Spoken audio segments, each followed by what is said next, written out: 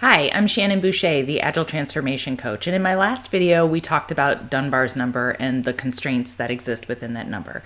So 5 to 9 people for an Agile team, 15 people or 2 teams collaborating together effectively can work, but try to keep it to the limit of 15 if you're doing a collaboration between 2 teams.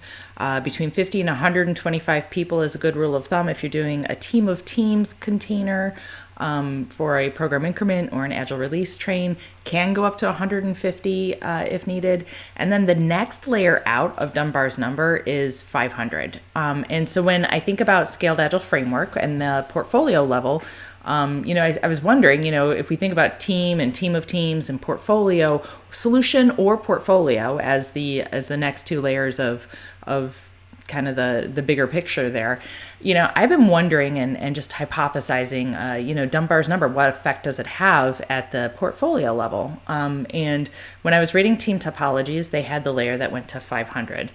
So I started thinking about how many Agile release trains or, teams of teams would that be? And would it make sense? Would you think about the cadences and the processes that you put in place to manage the work within a portfolio? Would you want to limit it by Dunbar's number? And I am not trying to extrapolate what they mean in team topologies at all, because they are very, very clear that they're talking about teams and teams of teams, not extracting it to the portfolio layer at all. They have a lot of great information in that book. I'm not saying that that we should extrapolate it further, but my brain goes to what should we be limiting the portfolio by?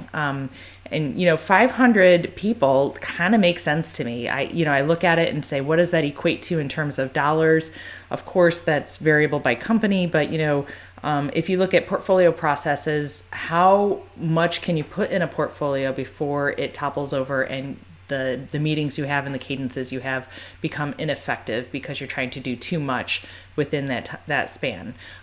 So just a question, and would love to hear your guys' thoughts. I know it's related to how teams and relationships are.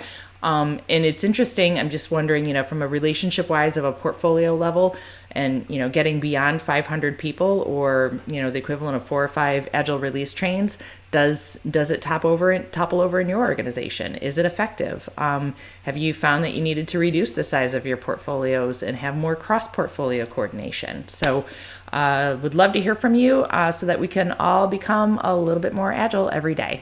Thanks again. Talk to you soon.